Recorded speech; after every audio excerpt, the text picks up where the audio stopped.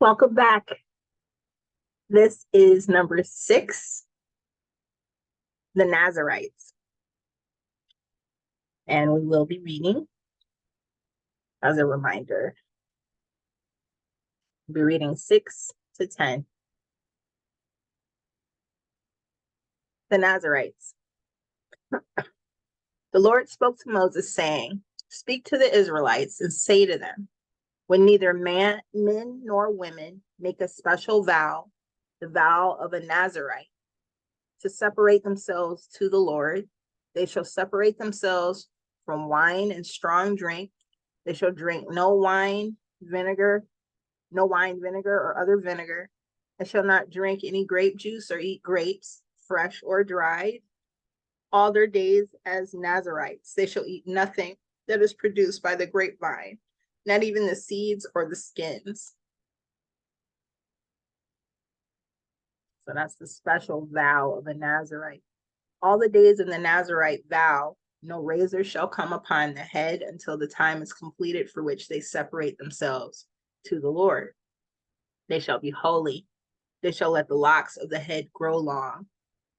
All the days that they separate themselves to the Lord, they shall not go near a corpse. Even if their father or mother, brother or sister should die, they may not defile themselves, because their consecration to God is upon the head. All their days as Nazarites, they are holy to the Lord. If someone dies very suddenly nearby, defiling the consecrated head, then they shall shave the head on the day of their cleansing. On the 7th day, they shall shave it. On the 8th day, they shall bring 2 turtle doves or 2 young pigeons to the priest at the entrance of the tent of meeting, and the priest shall offer one as a sin offering and the other as a burnt offering, and make atonement for them, because they incurred guilt by reason of the corpse. They shall sanctify the head that same day, and separate themselves to the Lord for their days as Nazarites, and bring a male lamb a year old as a guilt offering. The former time shall be void, because the consecrated head was defiled. The former time shall be void. This is the law for the Nazarites. When the time of their consecration has been completed, they shall be brought to the entrance of the tent of meeting, and they shall offer their gift to the Lord: 1 male lamb a year old, without blemish, as a burnt offering; one ewe lamb a year old, without blemish, as a sin offering; 1 ram without blemish, as an offering of well-being; and a basket of unleavened bread, cakes of choice flour mixed with oil, and unleavened wafers spread with oil, with their grain offering and their drink offerings. The priest shall present them before the Lord, and offer their sin offering and burnt offering, and shall offer the ram as a sacrifice of well-being to the Lord, with a basket of unleavened bread. The priest also shall make the accompanying grain offering and drink offering. Then the Nazarite shall shave the consecrated head at the entrance of the tent of meeting, and shall take the hair from the consecrated head and put it on the fire under the sacrifice of well-being. The priest shall take the shoulder of the ram when it is boiled, and 1 unleavened cake out of the basket, and 1 unleavened wafer, and shall put them in the palms of the Nazarites.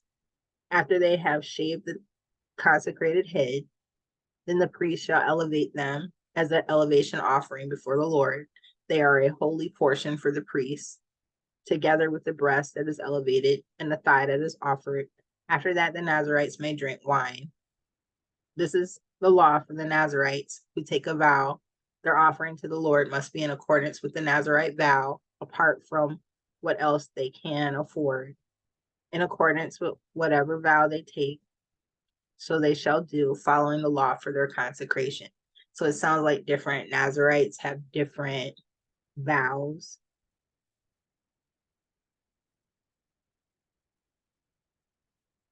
Their offering to the Lord must be in accordance with the Nazarite vow, apart from what else they can afford, so they can add to it. Okay, they can make the offering and then add to the offering in accordance with whatever vow they take, depending on the vow that they take. So they can take a different kind of vow. So they shall do, following the law of their consecration. I want to understand, and so I I will go over it again, in my mind or out loud here on camera with you where you can hear it. The priestly benediction.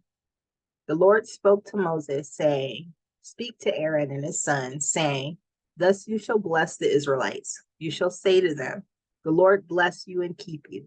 The Lord make his face to shine upon you and be gracious to you. The Lord lift up his countenance upon you and give you peace.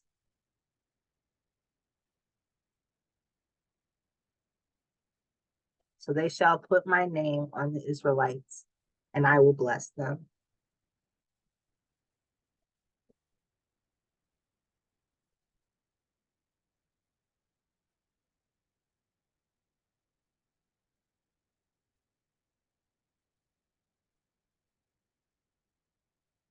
Number 7. Sorry, I got lost in thought a little bit. Just thinking about, how the Old Testament, this version of the Old Testament, it doesn't have the Lord's name in it. It replaced the Lord's name with the words the Lord. And so when you look up that information, it'll tell you that Yahweh is the Lord's name, right? And in the Quran, it says Yahya, Yahya is the Lord's name. And part of me is just not sure if that's true or not. I'm just not sure if they really have allowed people to know that, to know what the Lord's name actually is. And I think about that from time to time. Okay, and with that last passage saying, so they shall put my name on the Israelites and I will bless them. It just touches my heart that I'm not certain if that's the Lord's name or not. The lack of clarity, the lack of certainty does something to my heart.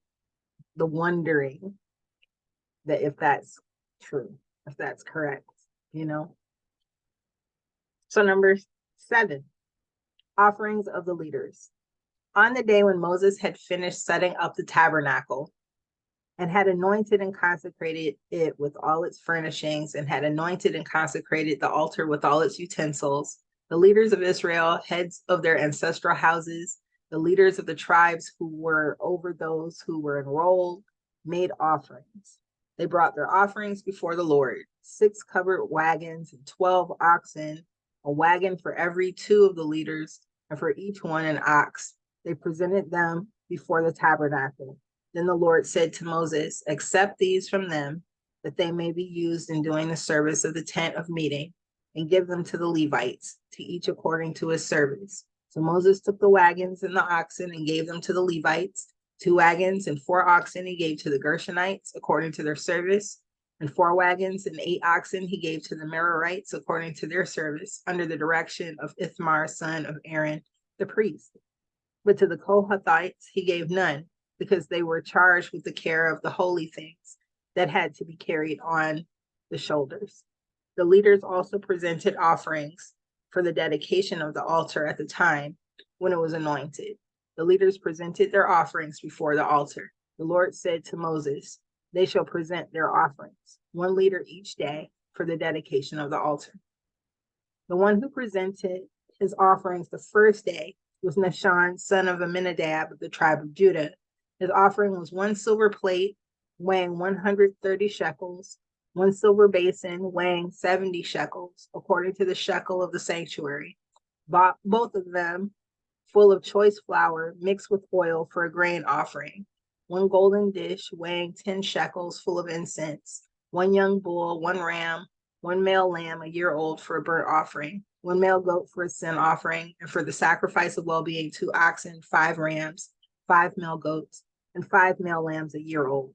This was the offering of Nahshon, son of Amminadab. On the second day, Nathaniel, son of Zuar, the leader of Issachar, presented an offering. He presented for his offering 1 silver plate weighing 130 shekels, 1 silver basin weighing 70 shekels, according to the shekel of the sanctuary, both of them full of choice flour mixed with oil for a grain offering. 1 golden dish weighing 10 shekels, full of incense, 1 young bull, 1 ram, 1 male lamb a year old as a burnt offering, 1 male goat as a sin offering, and for the sacrifice of well-being, 2 oxen, 5 rams, 5 male goats, and 5 male lambs a year old. This was the offering of Nathanael, son of Zuar. On the third day, Eliab, son of Helon, the leader of the Zebulunites, his offering was 1 silver plate weighing 130 shekels, 1 silver basin weighing 70 shekels, according to the shekel of the sanctuary, both of them full of choice flour mixed with oil for a grain offering, 1 golden dish weighing 10 shekels, full of incense, 1 young bull, 1 ram, 1 male lamb a year old for a burnt offering, 1 male goat for a sin offering, and for the sacrifice of well-being, 2 oxen, 5 rams, 5 male goats, and 5 male lambs a year old. This was the offering of Eliab, son of Helon. On the fourth day, Elazar, son of Shedeur, the leader of the Reubenites, his offering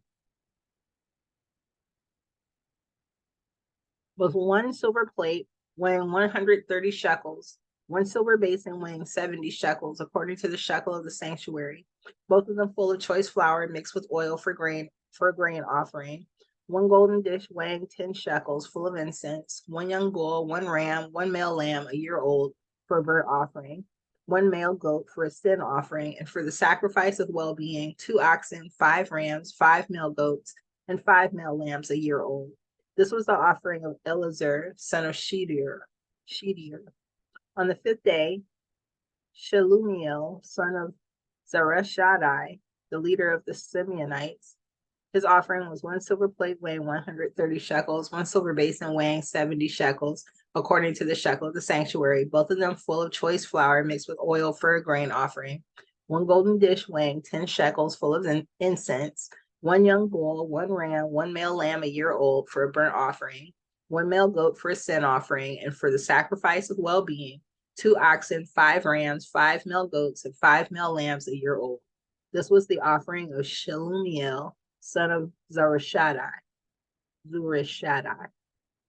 On the sixth day, Eliasaph, son of Deuel, the leader of the Gadites, his offering was 1 silver plate weighing 130 shekels, 1 silver basin weighing 70 shekels, according to the shekel of the sanctuary, both of them full of choice flour mixed with oil for a grain offering, 1 golden dish weighing 10 shekels, full of incense, 1 young bull, 1 ram, 1 male lamb a year old for a burnt offering, 1 male goat for a sin offering, and for the sacrifice of well-being, 2 oxen, 5 rams, 5 male goats, and 5 male lambs a year old.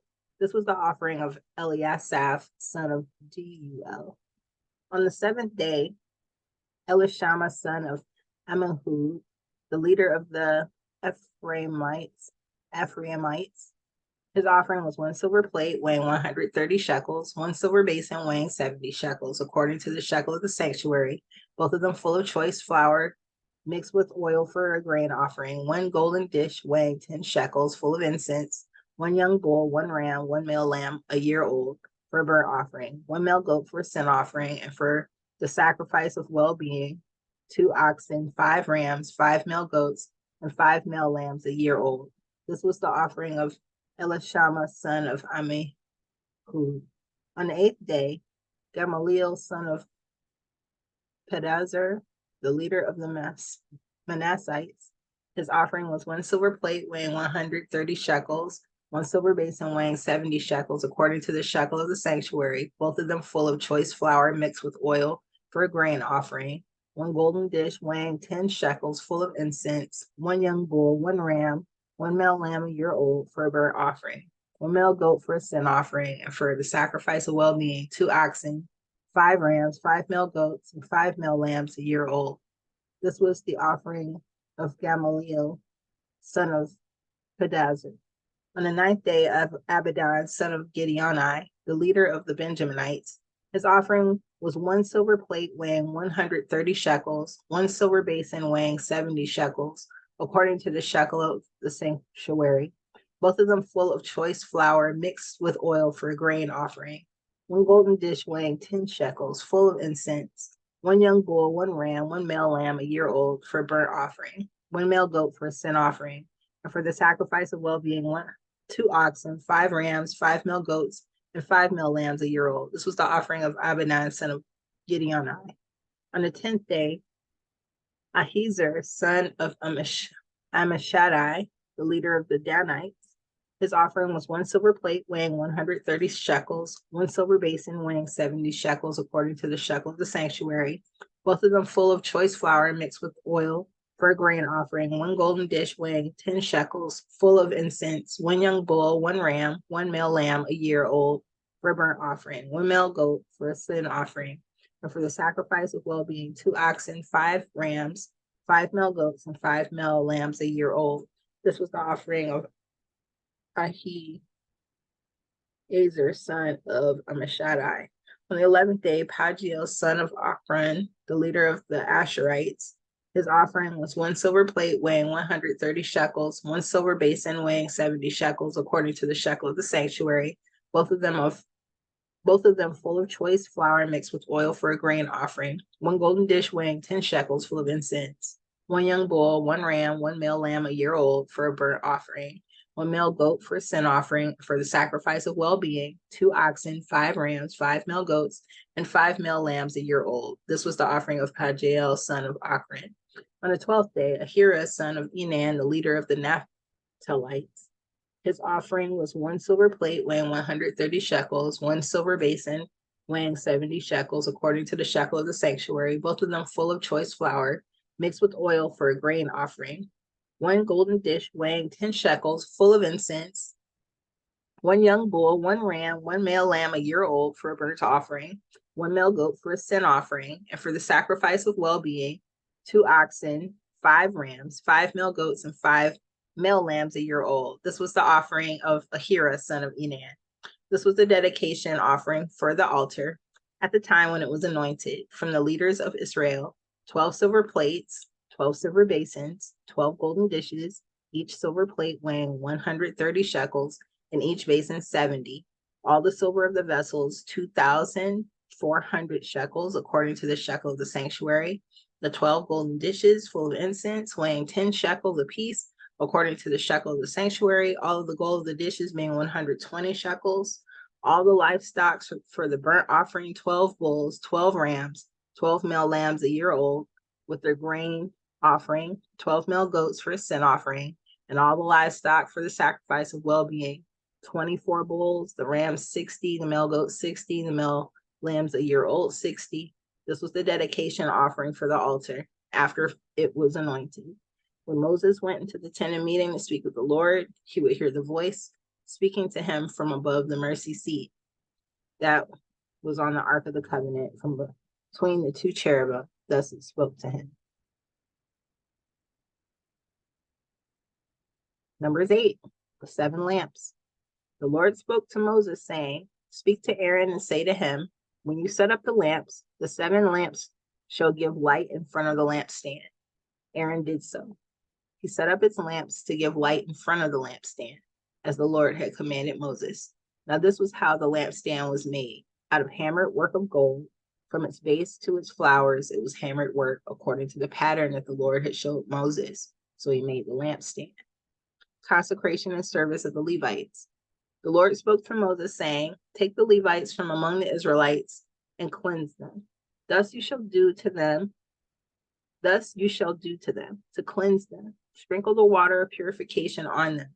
Have them shave their whole body with a razor and wash their clothes, and so cleanse themselves.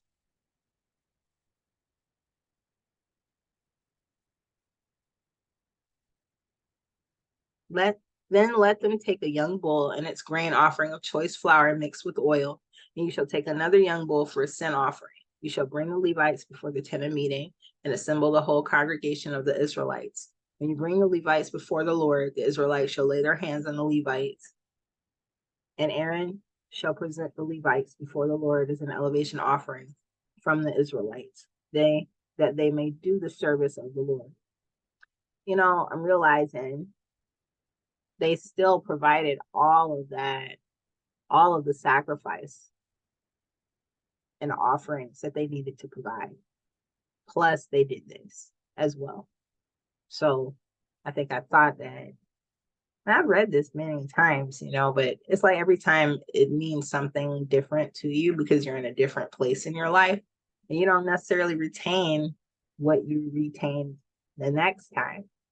So that's kind of why I wanted to do this on video, because who I am today, I'm not going to be in another 6 months. That's just the way human beings grow and they change, so I want to start mapping this change, and I recommend you do the same. Do the same for yourself, even if it's journaling. Then you shall have the Levites stand before Aaron and his sons, and you should present them as an elevation offering to the Lord. So they provided offerings and sacrifices and also offered the Levites as an elevation offering to the Lord. Thus you shall separate the Levites from among the other Israelites, and the Levites shall be mine. Thereafter, the Levites may go in to do service at the tent of meeting, once you have cleansed them and presented them as an elevation offering. Thus you shall separate the Levites from among the other Israelites, and the Levites shall be mine. Therefore, the Levites may go in to do service at the tent of meeting, once you have cleansed them and presented them as an elevation offering, for they are unreservedly given to me from among the Israelites. I have taken them for myself in place of all that open the womb. In place of all that open the womb. The firstborn of all the Israelites.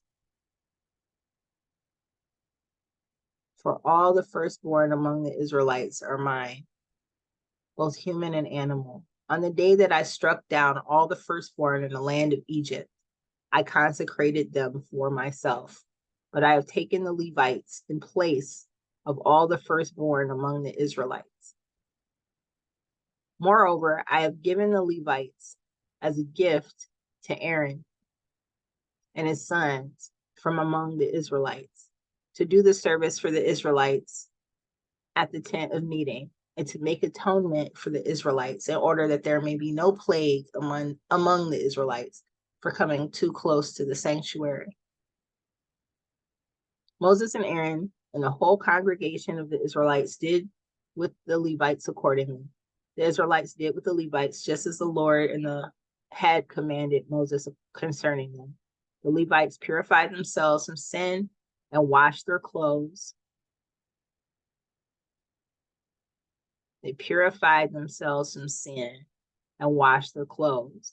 And Aaron presented them as an elevation offering before the Lord. And Aaron made atonement for them to cleanse themselves. To cleanse them. He made atonement for them to cleanse them. Thereafter, the Levites went in to do their service in the tent of meeting in attendance. Therefore, the Levites went in to do their service in the tent of meeting in attendance on Aaron and his sons. As the Lord had commanded Moses concerning the Levites, so they did with them. The Lord spoke to Moses, saying, this applies to the Levites. From 25 years old and upward, they shall begin to do duty in the service of the tent of meeting. And from the age of 50 years, they shall retire from the duty of the service and serve no more.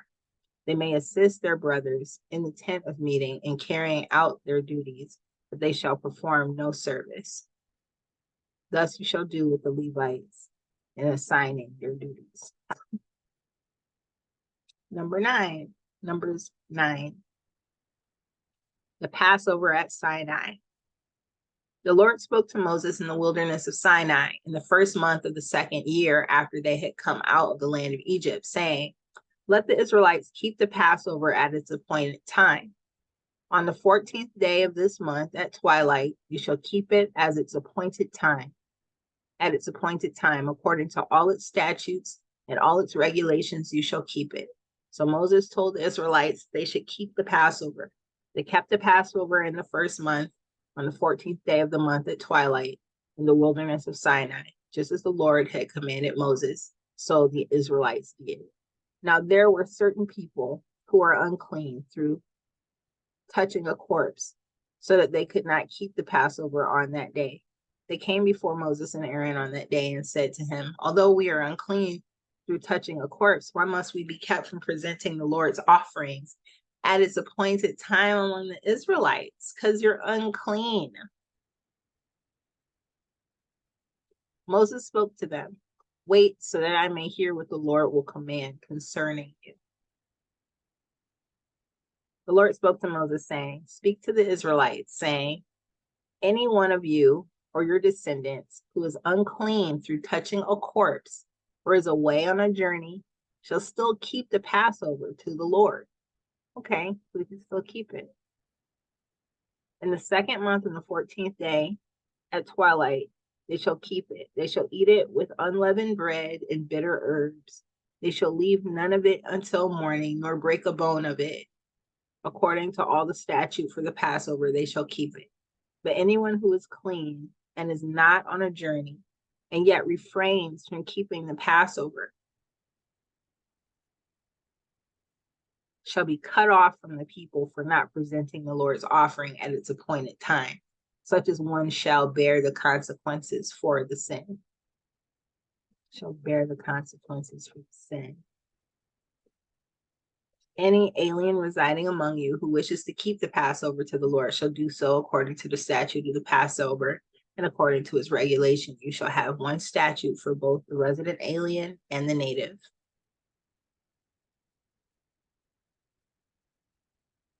Native.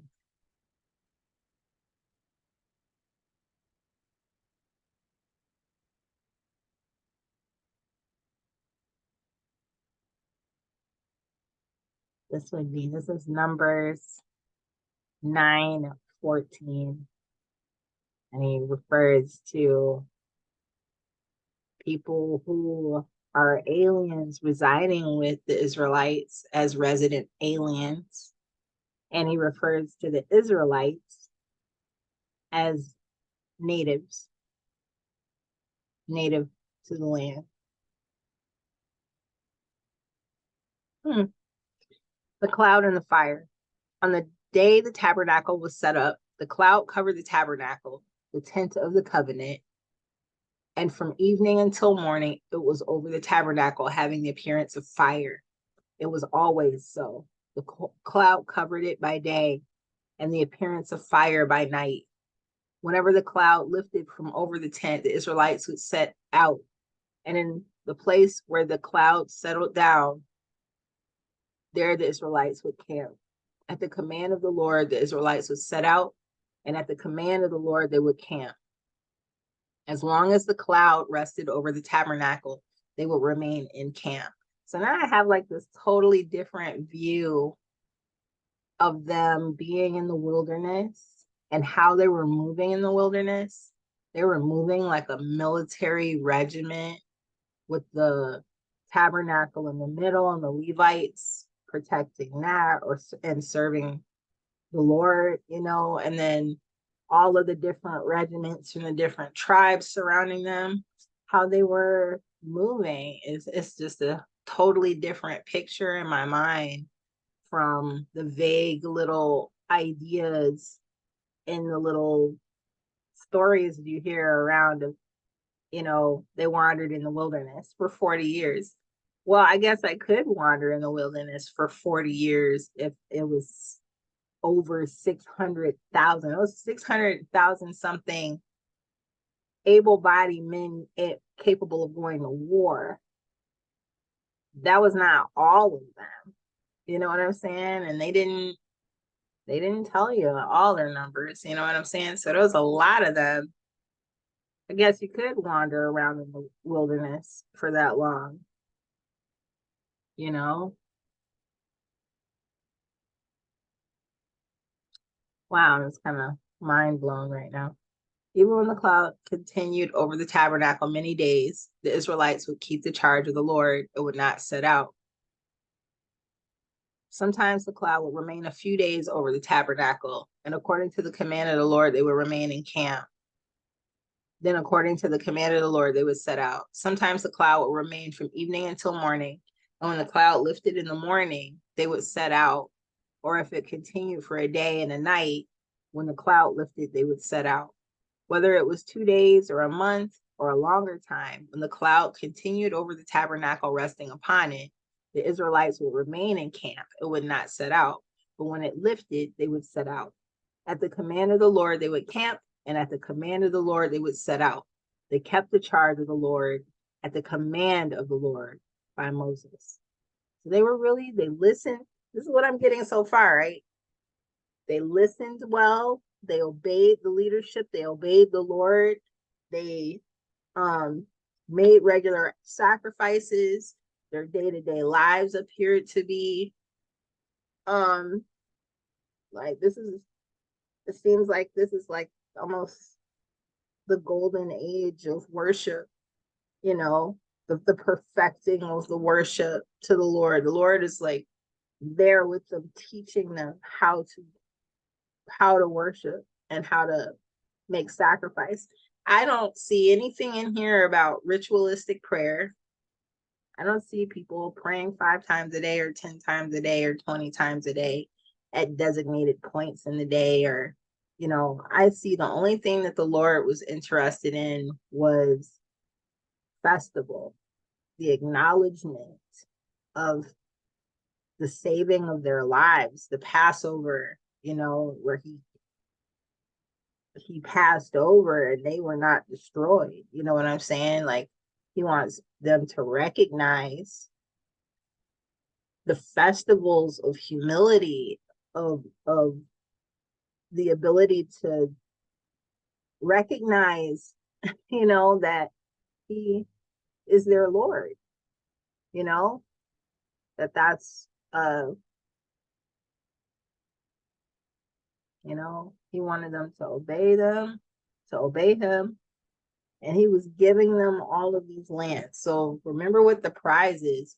Like, this was not just for an individual feeling of pleasure. Like, now in my life, having God in my life, like, what does that mean to me?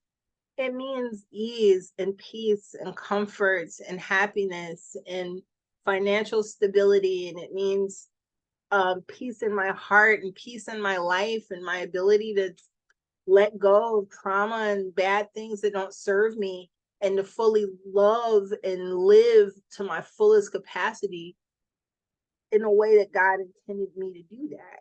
You know what I'm saying? That was my whole intention with worship, being able to worship. And it's like, I want to do that in a purer way, in as pure of way as possible. I want to do that in the way that God is asking me to do that.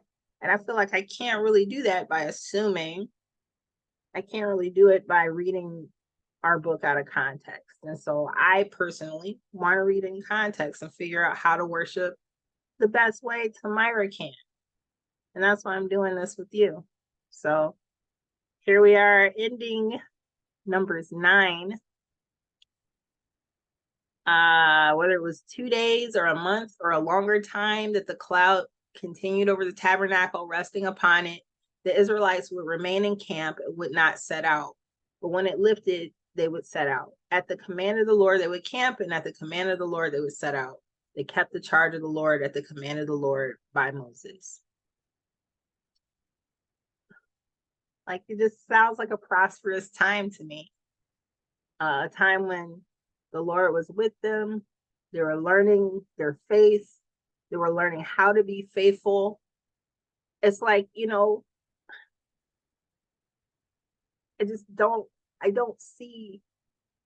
I see sacrifice. I see the offering. And I see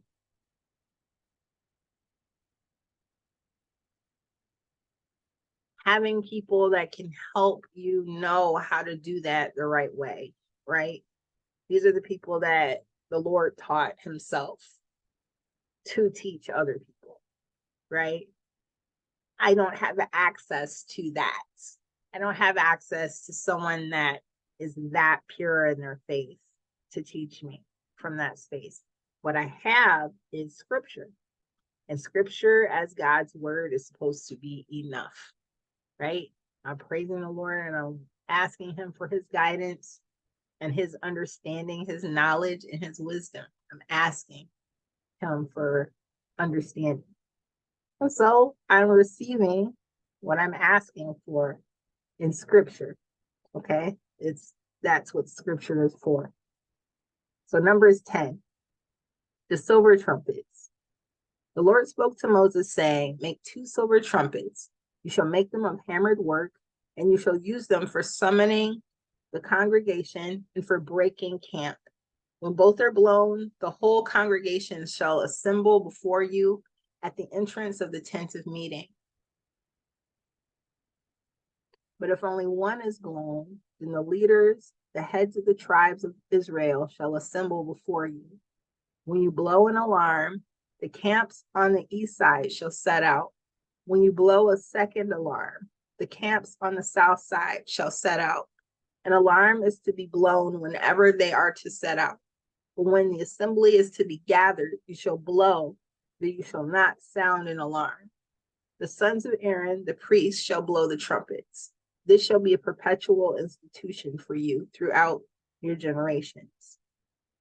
When you go to war in your land against the adversary who oppresses you, you shall sound an alarm with the trumpets, so that you may be remembered before the Lord your God and be saved from your enemies.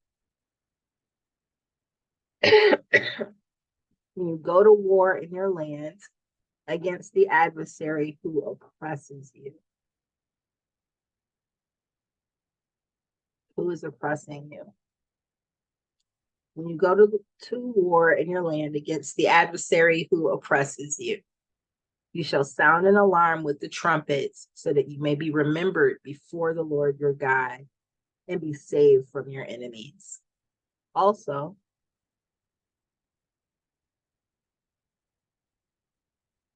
on your days of rejoicing, at your appointed festivals, and at the beginnings of your months, you shall blow the trumpets over your burnt offerings and over your sacrifices of well-being. They shall serve as a reminder on your behalf before the Lord your God. I am the Lord your God. Now they got to blow a trumpet over the offerings. Now that they got the offerings down, they got to blow the trumpet for the offerings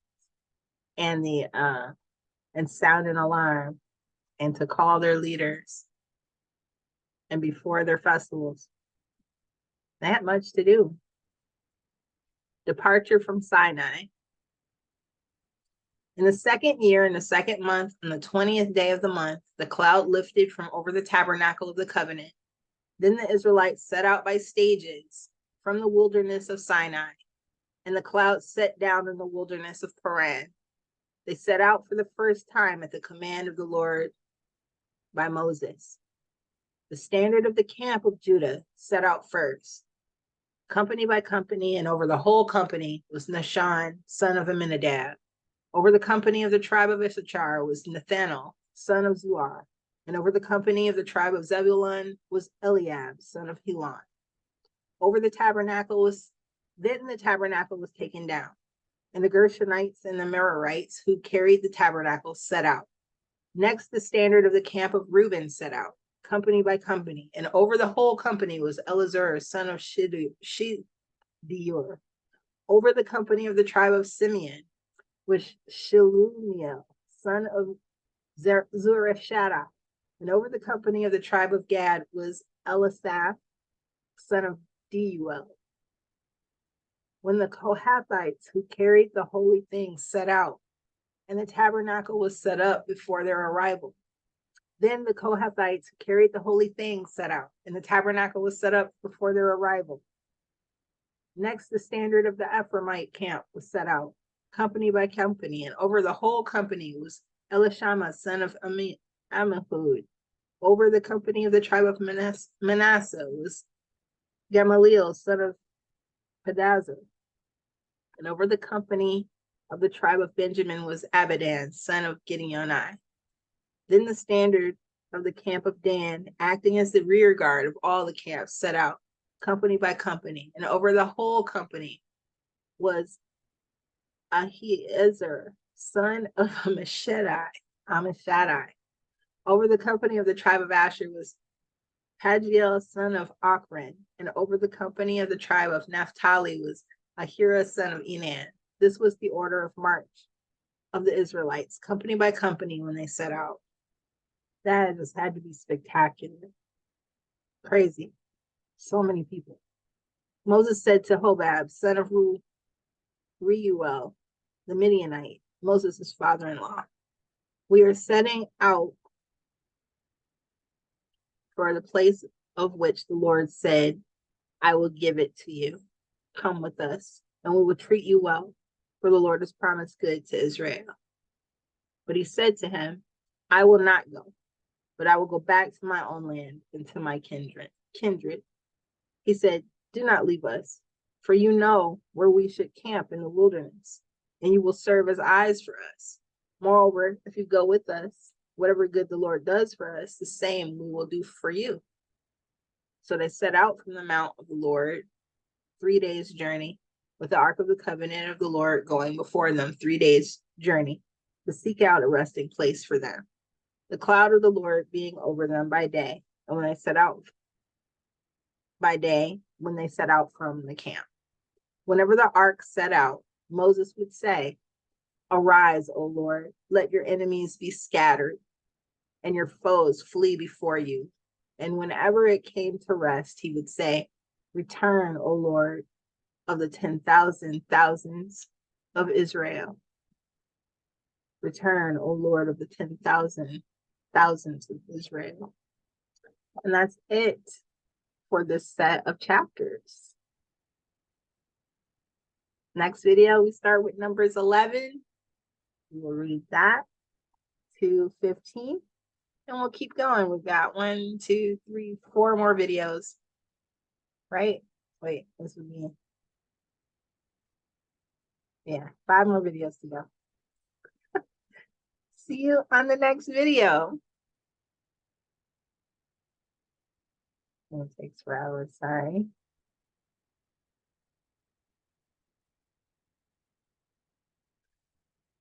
See you on the next video for real.